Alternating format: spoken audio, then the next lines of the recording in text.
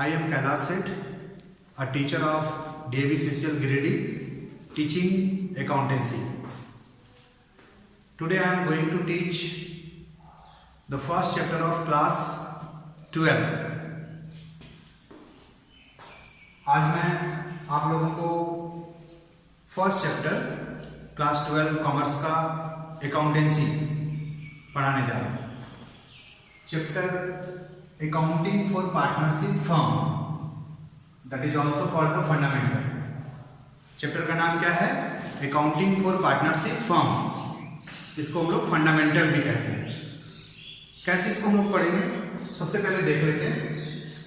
सबसे पहले हम लोग meaning of partnership as per partnership act 1932, यानी पार्टनरशिप का मतलब क्या होता है, जो हम लोग पार्टनरशिप एक्ट 1932 के अकॉर्डिंगली समझेंगे। दूसरा हम लोग मीनिंग ऑफ पार्टनरशिप डीड।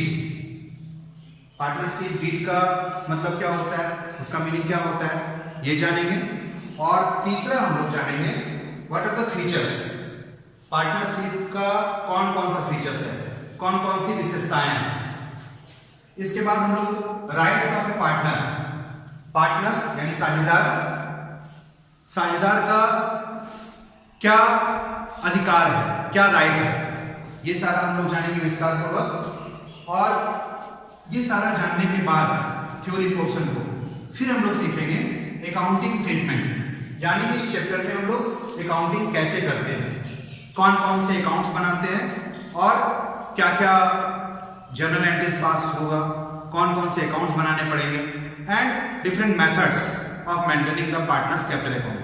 यानी पार्टनर्स कैपिटल अकाउंट को मेंटेन करने का दो मेथड है, फिक्स्ड मेथड यानी अस्थाई और फ्लक्चुएटिंग मेथड। ये दोनों हम लोग आगे चल के सीखेंगे। तो फर्स्ट एक एक करके हम लोग स्टार्ट करते हैं। पहला हम लोग बात करते हैं meaning as per partnership act 1932। तो सबसे पहले हम लोग जानते हैं मीनिंग है क्या, यानी पार्टनरशिप का मतलब होता क्या है। तो इसको इंग्लिश में पहले हम लोग लिख के रखते हैं, देखते हैं, इंग्लिश पढ़ते हैं और इसके बाद हम लोग इसको हिंदी में भी समझते हैं। तो सबसे पहले हम लोग जानते हैं पार्टनरशिप का मीनिंग क्या होता है। तो it is the relation between persons who have agreed to share the profits of business carried on by all or any of them acting for all। कहने का मतलब है, अगर हम हिंदी में बात करें, कि दो या दो से अधिक पर्सन्स के बीच का ये रिलेशन होता है, यानी बिजनेस रिलेशन होता है। दो या दो से अधिक लोगों में एक बिजनेस रिलेशनशिप बनता है और यहां पर ये लोग एग्री होते हैं, समझौता करते हैं कि हम लोग सहमत होते हैं कि भाई हम लोग बिजनेस चला के जो भी प्रॉफिट होगा उसको आपस में बांट लेंगे। इसके बाद कहता है कि चाहे बिजनेस को सारे पार्टनर्स मिलकर चलाएं या फिर उसमें से कोई एक चलाए, लेकिन उससे होने वाले प्रॉफिट को सारे पार्टनर्स में बांटा जाएगा, जो एग्रीमेंट पर आधारित होगा, यानी जो एग्रीमेंट होगा उसी के आधार पर बांटा जाएगा। तो मीनिंग क्लियर हो गया कि जब दो या दो से अधिक लोग आपस में मिलकर बिजनेस को चलाएंगे और उससे होने वाले प्रॉफिट को आपस में बांट लेंगे, और यहां पर बिजनेस को चाहे सारे पार्टनर्स मिलकर चलाएं या फिर उसमें से कोई एक पार्टनर बिजनेस को चलाए, प्रॉफिट होगा सब में बटेगा। फिर हम लोग बात करते हैं दूसरा मीनिंग होने के बाद फीचर्स, यानी फीचर्स ऑफ पार्टनरशिप। तो क्या क्या फीचर्स है, एक एक करके हम लोग समझते जाएंगे। पहला है टू और मोर पर्सन्स, यानी कम से कम दो व्यक्ति होना चाहिए, दो पर्सन होने चाहिए, और तभी पार्टनरशिप स्टार्ट हो सकता है। हम लोग पार्टनरशिप के रूप में बिजनेस को चला सकते हैं, और मैक्सिमम 50 होगा। जो कंपनीज एक्ट 2013 के आधार पर जो नया रूल आया है उसके आधार पर हम लोग बात करें तो मिनिमम 2 पर्सन हो सकते हैं पार्टनरशिप में, और मैक्सिमम 50 व्यक्ति होंगे, मैक्सिमम 50 पर्सन होंगे। लेकिन यहां पर एक कंपनीज एक्ट 2013 जो रूल 2014 है, सेंट्रल गवर्नमेंट को एक पावर दे रखी है, यानी जो केंद्रीय सरकार है उसको एक यहां पर पावर है, अधिकार है कि पार्टनरशिप के मेंबर्स को खुद डिसाइड कर सकते हैं या फिर उसको बढ़ा भी सकते हैं। यानी मैक्सिमम तो 50 है, बट उसको बढ़ाया जा सकता है अगर जो सेंट्रल गवर्नमेंट है, केंद्रीय सरकार है, वो चाहे तो। लेकिन वो भी 100 से ज्यादा नहीं कर सकती है। यानी सरकार भी चाहे तो उसको मिनिमम तो 2 है ही, लेकिन मैक्सिमम 50 है। लेकिन अगर केंद्र सरकार चाहेगी तो उसको 100 तक कर सकती है। यानी ये डिसाइड कर सकती है केंद्र सरकार कि एज पर सिचुएशन, जैसा भी कंडीशंस होगा उसके आधार पर तय करके उसके नंबर्स को बढ़ाया जा सकता है, जो मैक्सिमम 100 तक हो सकता है। दूसरा हम लोग एग्रीमेंट का बात करते हैं। जब भी पार्टनर्स होंगे, 2 से अधिक लोग होंगे, तो बिजनेस चलेगा तो सबसे पहले एक एग्रीमेंट बनाना पड़ता है। और एग्रीमेंट जब बनेगा तभी उसके बाद हम लोग एग्रीमेंट के आधार पर ही बिजनेस को चलाएंगे, उसमें होने वाले प्रॉफिट को बांटेंगे। सहमति सबका होना चाहिए। इसके लिए एक रिटन डॉक्यूमेंट्स बनेगा जिसको हम लोग पार्टनरशिप डीड कहते हैं। अभी हम लोग पार्टनरशिप डीड भी जानेंगे, उसका मीनिंग, उसके अंदर सारा कुछ सीख जाएंगे। तो एग्रीमेंट का मतलब क्या हो गया, यहाँ पर 2 या 2 से अधिक लोग आपस में एक एग्रीमेंट पेपर तैयार करेंगे। एग्रीमेंट होगा कि भाई बिजनेस कैसे चलेगा, उसमें होने वाले प्रॉफिट को किस अनुपात में हम लोग बांटेंगे।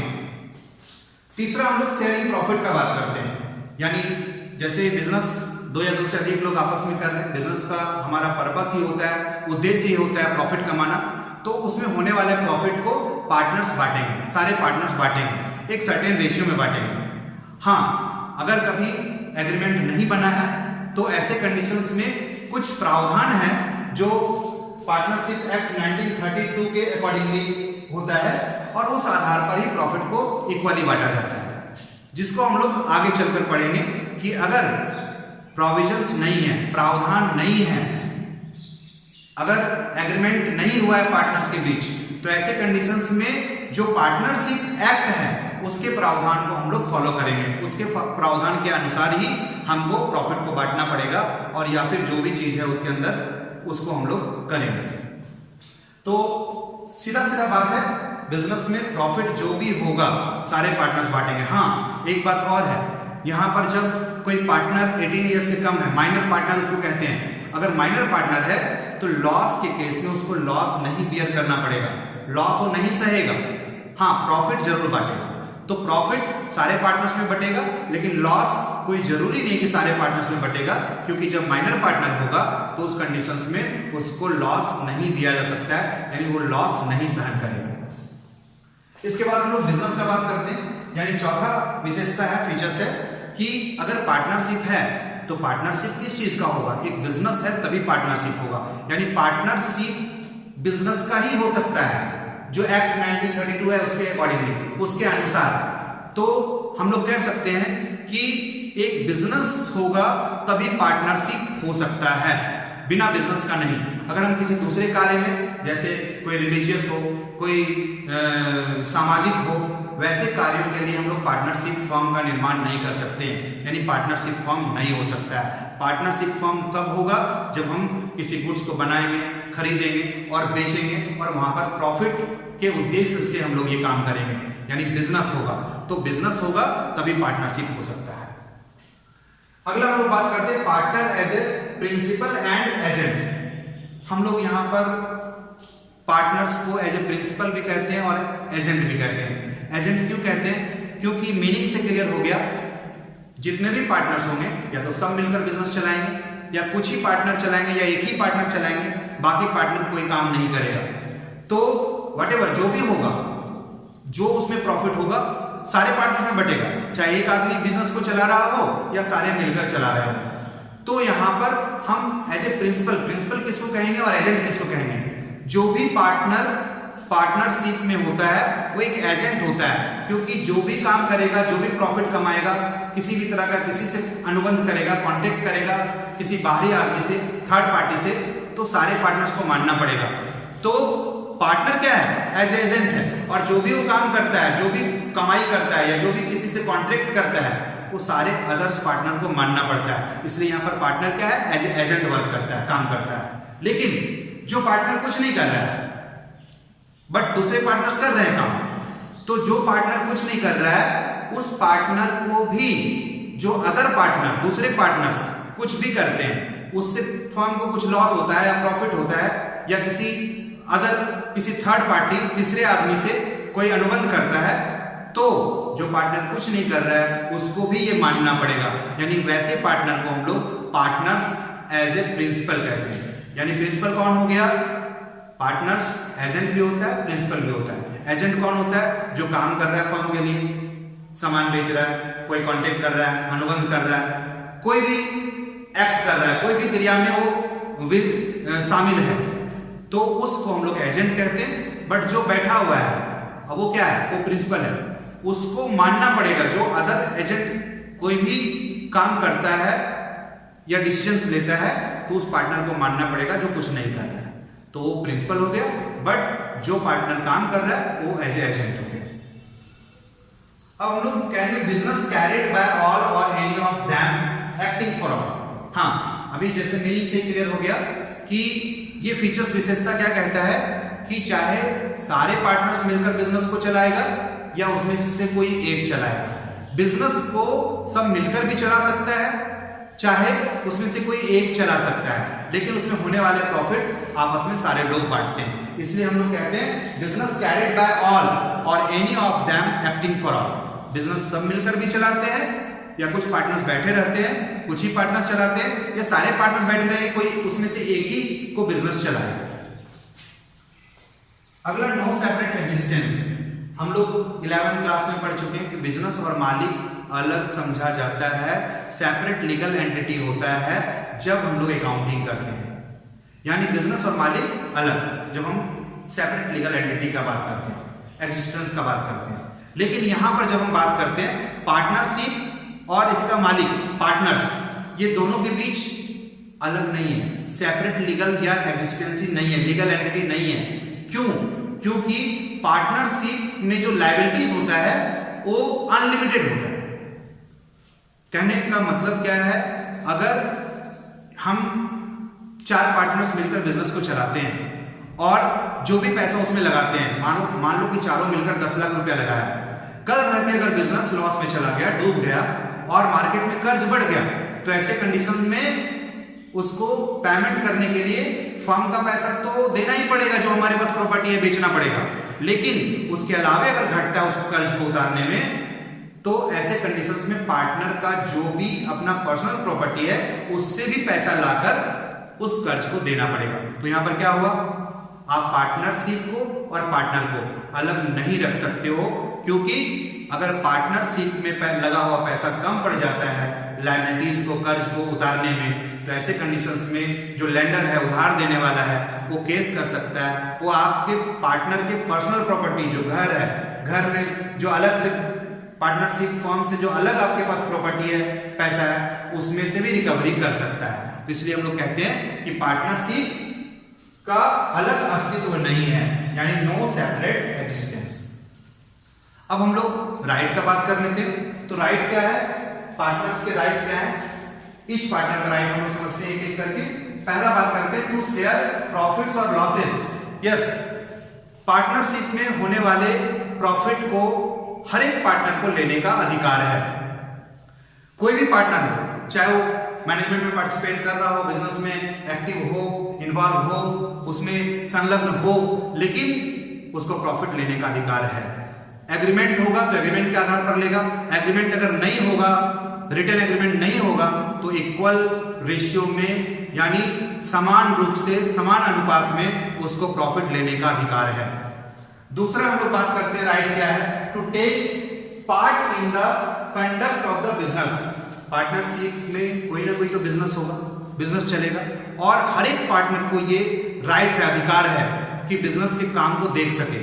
सामान कहां से खरीद रहे हैं, कहां बेच रहे हैं, क्या खर्च हुआ, हर चीज को जानने का अधिकार हर एक पार्टनर को होता है। यानी अगर हम लोग बात करें तो बिजनेस को जो कंडक्ट करते हैं, यानी बिजनेस को जो चलाते हैं, उसमें जितने भी एक्टिविटीज हैं, उस सारे एक्टिविटीज यानी कार्य को देखने का अधिकार हर एक पार्टनर को होता है।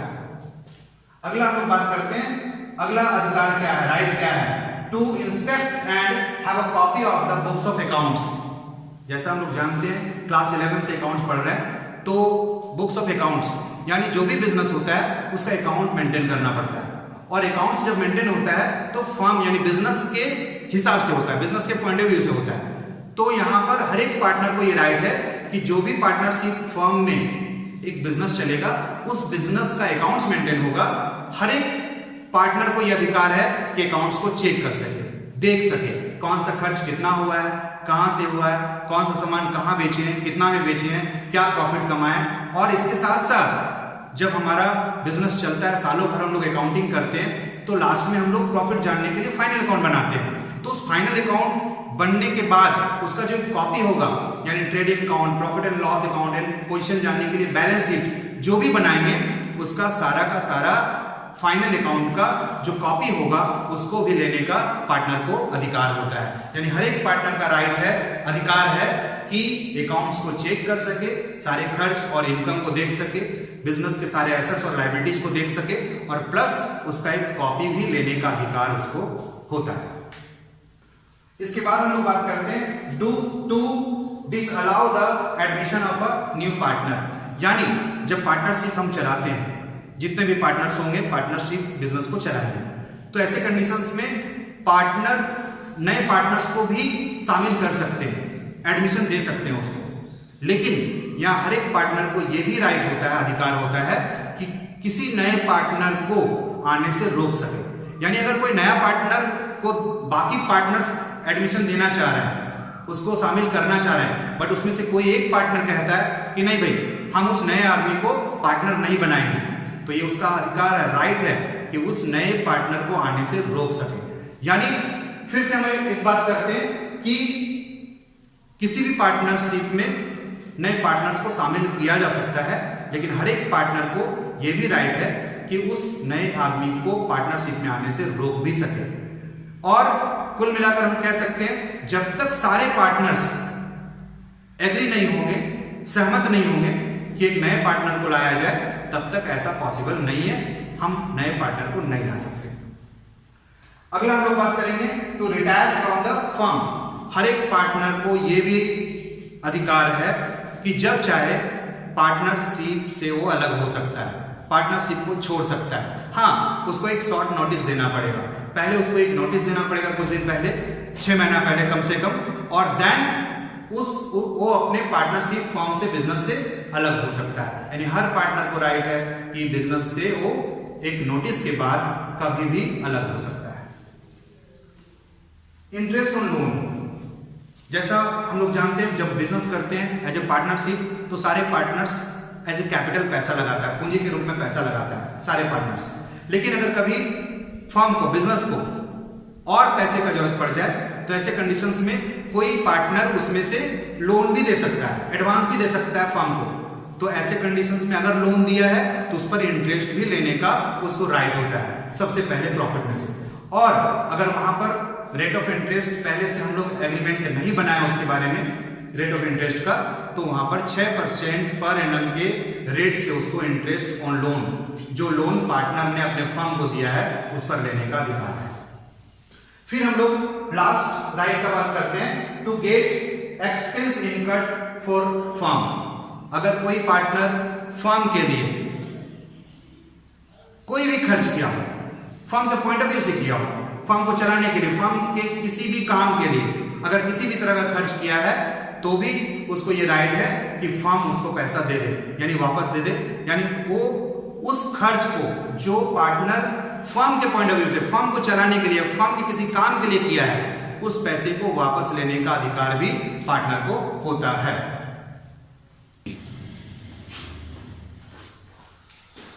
अब हम लोग अकाउंटिंग ट्रीटमेंट, जैसा भी हम लोग पहले क्या क्या पढ़ चुके हैं, meaning of partnership, features, rights.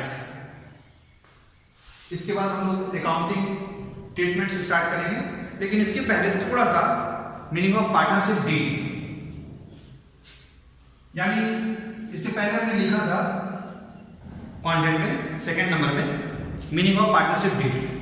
जैसा हम लोग समझ चुके हैं कि पार्टनरशिप यानी दो या दो से अधिक लोग आपस में मिलकर जब बिजनेस को चलाएंगे और उसको बांटने का बात करेंगे, प्रॉफिट बांट लेंगे, चाहे बिजनेस सब मिलकर चलाए या उसमें से कोई एक पार्टनर चलाए, प्रॉफिट सारे लोग बांटेंगे। लेकिन ये पार्टनरशिप जो एग्रीमेंट का बात करते हैं, वो एग्रीमेंट मौखिक भी हो सकता है, लिखित भी हो सकता है। यानी रिटन या ऑरल कुछ भी हो सकता है।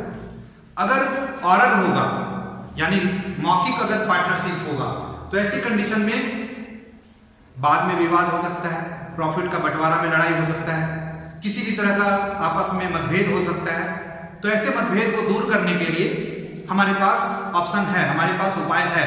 यानी पार्टनरशिप जो एक्ट 1932 है उसमें कुछ प्रावधान दिए हुए हैं कि अगर पार्टनरशिप डीड नहीं होगा तो उसके क्या क्या प्रावधान होंगे, यानी क्या क्या करना पड़ेगा, कैसे। तो हम लोग इसको कहते हैं कि जब पार्टनरशिप डीड ना हो तो कौन कौन से प्रावधान फॉलो यानी हमें देखना चाहिए।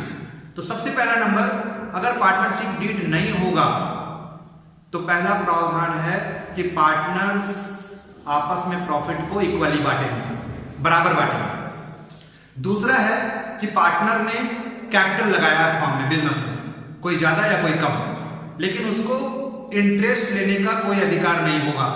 अगर डीड नहीं है तो किसी को इंटरेस्ट नहीं दिया जाएगा।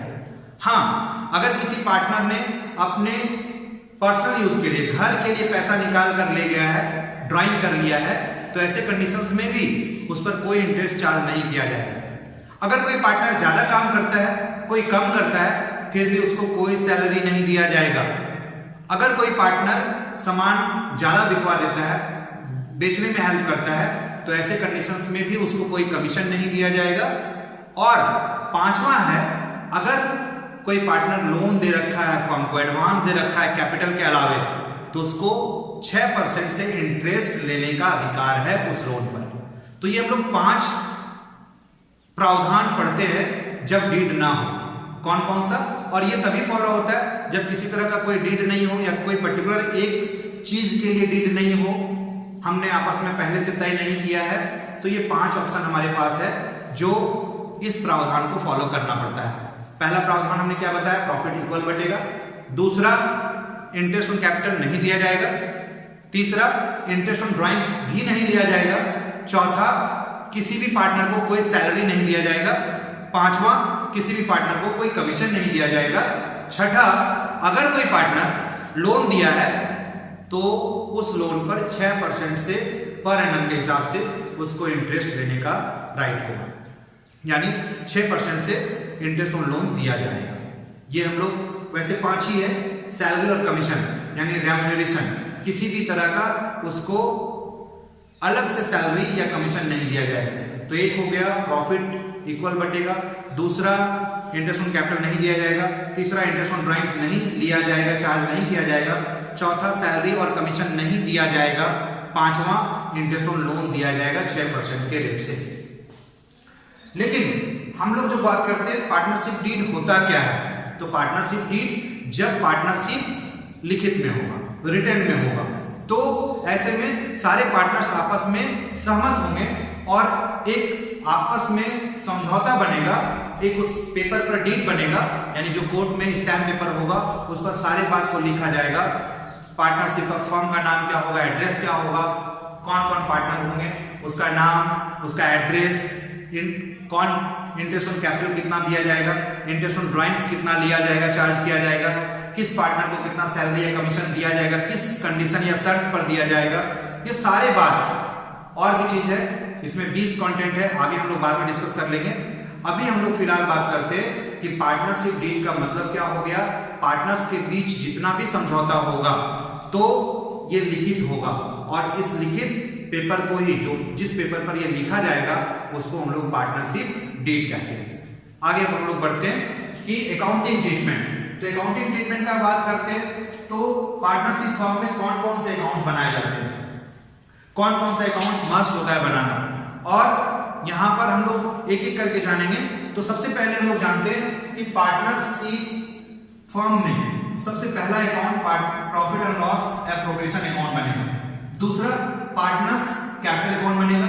तीसरा, पार्टनर्स करंट अकाउंट बनेगा। सबसे पहले हम लोग यहाँ पर बात कर लेते हैं profit and loss appropriation account क्या होता है। तो भाई क्लास 11 में पढ़े हो आप लोग क्या, फाइनल अकाउंट क्यों बनाते हैं, यानी कोई बिजनेस चलता है तो उसका उद्देश्य क्या होता है, प्रॉफिट कमाना। और प्रॉफिट कमाया, कितना कमाया, ये हम कैसे जानते हैं, तो पूरा साल किसी भी अकाउंटिंग ईयर में हम लोग पूरे साल रिकॉर्डिंग करते हैं, यानी ट्रांजैक्शंस को, बिजनेस के ट्रांजैक्शंस को रिकॉर्ड करते हैं जर्नल के थ्रू। लेजर्स में क्लासिफाई कर देते हैं हम लोग, छांट कर लिख देते हैं, फिर ट्रायल बैलेंस बनाते हैं और ट्रायल बैलेंस के हेल्प से, सहयोग से हम लोग फाइनल अकाउंट बनाते हैं। फाइनल अकाउंट में हम लोग trading account, profit and loss account बनाते हैं ताकि पता कर पाए कि बिजनेस कितना कमाया। एक साल बिजनेस चलने के बाद हम बिजनेस से कितना कमा पाए या लॉस हो गए, यानी प्रॉफिट या लॉस को मालूम कर लेते हैं। इसके बाद हम लोग एक बैलेंस शीट बनाते थे, जो बैलेंस शीट बनाकर जानते थे बिजनेस का एक साल के बाद क्या स्थिति है, क्या पोजीशन है, कितना एसेट्स है और कितना लायबिलिटीज है और कितना कैपिटल है। लेकिन यहां पर बिजनेस तो है, बिजनेस तो चलेगा, बट यहां पर अब 2 से अधिक लोग मिलकर बिजनेस चला रहे हैं, तो सबसे बड़ा समस्या यहां पर आएगा एग्रीमेंट के हिसाब से उसके बीच प्रॉफिट को बांटना।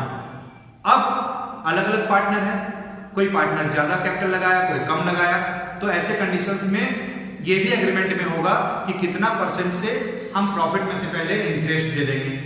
अगर कोई पार्टनर पैसा ले जाता है बाहर तो उस पर इंटरेस्ट ऑन ड्राइंग्स चार्ज होगा, तो किस रेट से चार्ज होगा, ये सारा चीज हमारा एग्रीमेंट में होगा।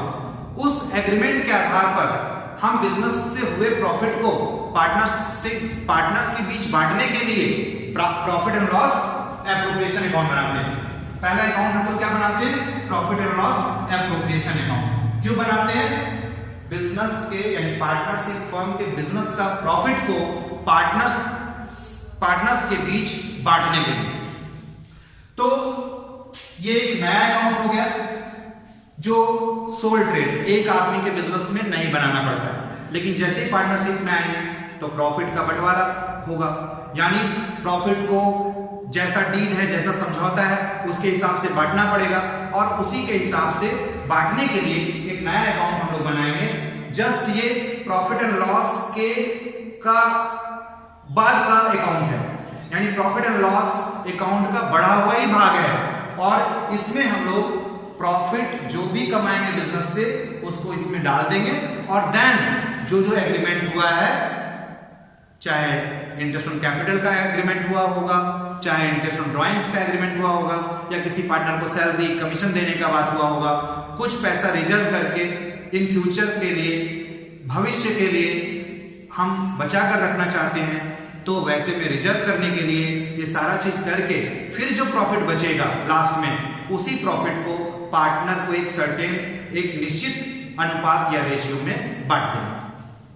तो इसके लिए हम लोग सबसे पहले profit and loss appropriation account समझ चुके हैं, इसका मीनिंग क्या है और क्यों बनाते हैं। अब हम लोग दूसरा बात करते हैं कि इसको बनाएंगे तो इसमें क्या क्या लिखेंगे।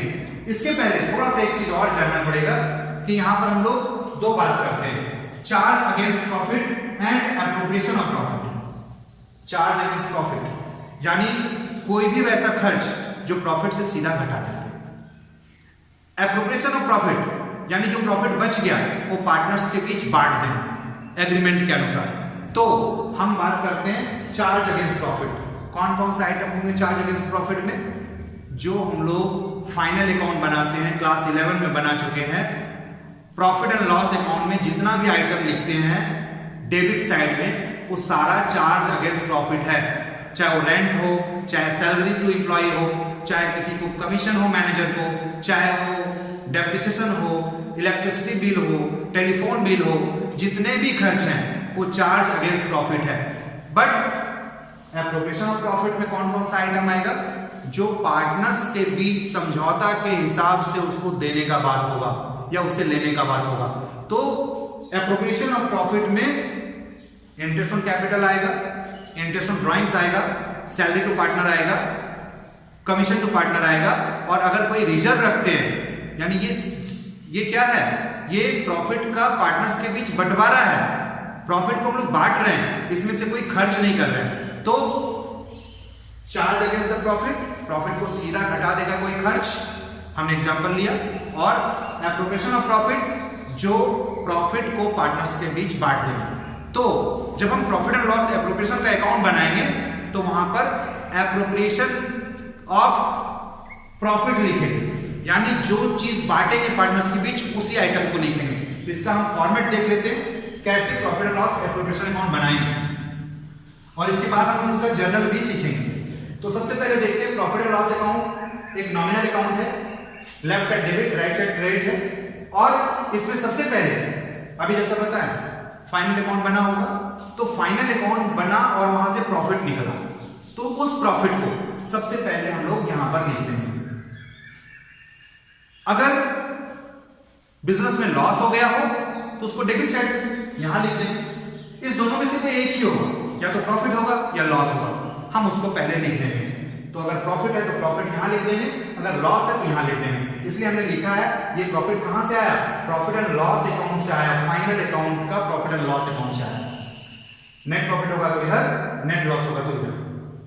इसके बाद जो एप्रोप्रिएशंस है, यानी जो हम लोग प्रॉफिट को पार्टनर्स को देंगे, बांटेंगे एग्रीमेंट के हिसाब से, तो क्या क्या आएगा, डेबिट साइड में इंटरेस्ट ऑन कैपिटल आएगा, क्योंकि जब भी फर्म बिजनेस और मालिक को अलग मानते हैं अकाउंट्स में, तो फर्म के पॉइंट ऑफ व्यू से देखो, फर्म अपने मालिक को इंटरेस्ट देगा, तो लॉस होगा कोई भी लॉस को डेबिट लिखेंगे, तो इंटरेस्ट ऑन कैपिटल लिखेंगे।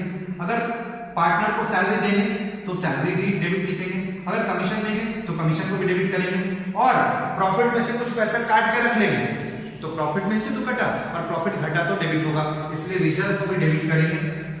इसके बाद इंटरेस्ट ऑन ड्राइंग्स, अगर पार्टनर पैसा घर के लिए निकालकर अपना यूज के लिए ले गया है तो उस पर जो इंटरेस्ट चार्ज करेंगे वो फर्म के लिए फायदा होगा, और उस फायदे को क्रेडिट में लिखेंगे, क्योंकि कोई भी प्रॉफिट को क्रेडिट में लिखते हैं, तो इंटरेस्ट ऑन ड्राइंग्स क्रेडिट में लिखेंगे। इसके बाद टोटल करेंगे, जैसे एग्जांपल हम लोग ले लेते हैं, और यहाँ पर हम लोग मान लिए कि ए बी दो पार्टनर है और इक्वल पार्टनर है। सपोज 100 रुपया हमारा कमाई हुआ, प्रॉफिट हुआ, इंटरेस्ट ऑन कैपिटल 2 रुपया और 2 रुपया 4 रुपया हमने चार्ज किया, तो 104 रुपया हमारा टोटल प्रॉफिट हो गया।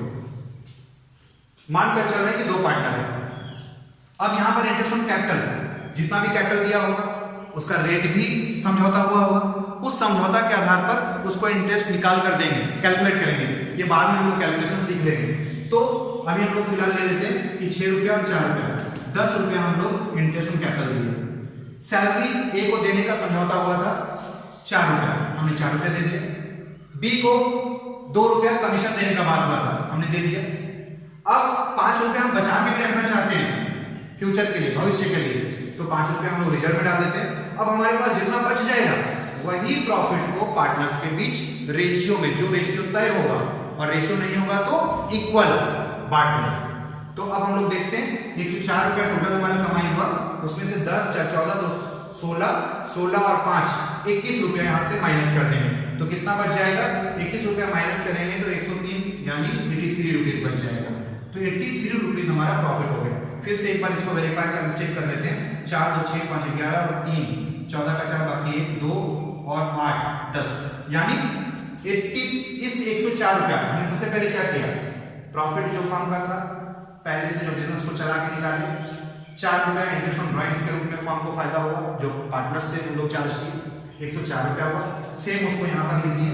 अब इसमें से इंटरेस्ट ऑन कैपिटल के रूप में हम लोग बांट चुके हैं 10 रुपया, इसके बाद सैलरी के रूप में 4 रुपया, कमीशन के रूप में बी को 2 रुपया दे चुके।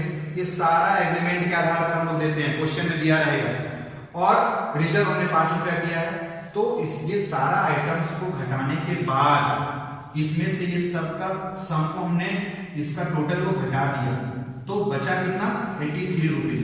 ये 83 रुपीज ही हमारा प्रॉफिट हुआ, जिसको अब हम लोग डिविजिबल प्रॉफिट कहते हैं या डिस्ट्रीब्यूटेबल प्रॉफिट कहते हैं। इस प्रॉफिट को पार्टनर्स के बीच में जैसा अनुपात होगा, रेशियो होगा, उसके हिसाब से बांट देंगे। तो कितना कितना हो जाएगा, आधा आधा हो जाएगा, 1:1। तो यहाँ पर 2 4 जा 8, 2 1 जा 2, 2 5 जा, यानी 41 रुपया 50 पैसा करके प्रॉफिट हुआ। हमने एज ए एग्जाम्पल कुछ अमाउंट लेकर समझाया कि कैसे profit and loss appropriation account बनाते हैं। अब हम लोग इसका जर्नल एंट्रीज करेंगे, और जर्नल एंट्रीज करने के बाद हम लोग ये समझ जाएंगे कि सारा जर्नल एंट्रीज इसका क्या होगा, क्योंकि ये तो लेजर है, हमने डायरेक्ट अकाउंट बनाया है। हम लोग जर्नल भी सीखेंगे इसका। इसके बाद हम लोग आगे सीखेंगे पार्टनर्स कैपिटल अकाउंट क्या होता है, क्यों बनाते हैं, पार्टनर्स करंट अकाउंट क्या होता है, क्यों बनाते हैं, ये सारा अकाउंट्स के बारे में सीखेंगे और देन फिर हम लोग प्रैक्टिस कर पाएंगे क्वेश्चन से कि प्रॉफिट एंड लॉस अकाउंट कैसे बनेगा, पार्टनर्स कैपिटल अकाउंट कैसे बनेगा, और एक पर्टिकुलर कंडीशन है जो पार्टनर्स करंट अकाउंट बनेगा। तो इसके लिए दो मेथड है।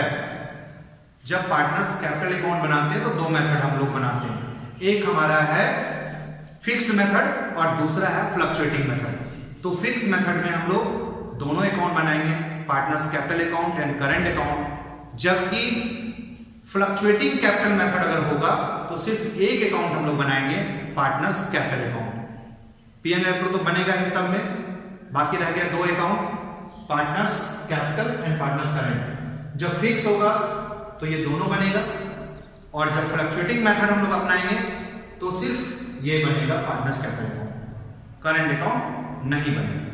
यहाँ तक हम लोग समझ चुके हैं, और आगे के क्लास में, आगे के वीडियो में हम लोग और भी चीज़ को समझेंगे, और अकाउंट्स में इस चैप्टर के अकाउंट्स में और भी चीज़ है, जैसे कुछ गलती हो गया तो कैसे सुधारेंगे, और फिर अगर पार्टनर्स के बीच में एग्रीमेंट के अनुसार, समझौता के अनुसार किसी पार्टनर को गारंटी दिए हैं तो गारंटी वाला सम्स को कैसे सॉल्व करेंगे, ये सारा बात हम लोग समझेंगे।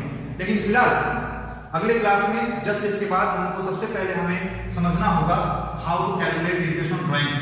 यानी इंटरेस्ट ऑन ड्राइंग्स कैलकुलेट करने का बहुत सारा तरीका है, बहुत सारा अलग अलग कंडीशंस है, और उस कंडीशंस के आधार पर ही इंटरेस्ट ऑन कैपिटल कैलकुलेट होता है। तो अगला क्लास में हम लोग इंटरेस्ट ऑन कैपिटल को कैलकुलेट करके सीखेंगे अलग अलग स्थिति में, और इंटरेस्ट ऑन ड्राइंग्स के बाद इंटरेस्ट ऑन कैपिटल को भी कैलकुलेट करके सीखेंगे, क्योंकि यहाँ पर भी ऐसा हो सकता है कभी कभी किसी फर्म में पार्टनर्स कैपिटल बढ़ाते रहते हैं, कोई पार्टनर घटाते रहते हैं, कोई पार्टनर निकाल लेता है कैपिटल में से पैसा। तो ऐसे कंडीशंस में कैसे हम लोग इंटरेस्ट ऑन कैपिटल फाइंड करेंगे, और कुछ यहाँ पर प्रावधान भी है, अलग अलग कंडीशंस है जिसके बारे में भी सीखेंगे कि इंटरेस्ट ऑन कैपिटल का हम लोग ट्रीटमेंट कैसे करेंगे। तो ये सारा चीज हम लोग नेक्स्ट क्लास में, interest on drawings, interest on capital, इसके बाद partners capital account and current account समझने के बाद हम लोग प्रॉब्लम को, क्वेश्चंस को सॉल्व करने स्टार्ट करेंगे। ओके, वीडियो देखने के लिए धन्यवाद, थैंक यू।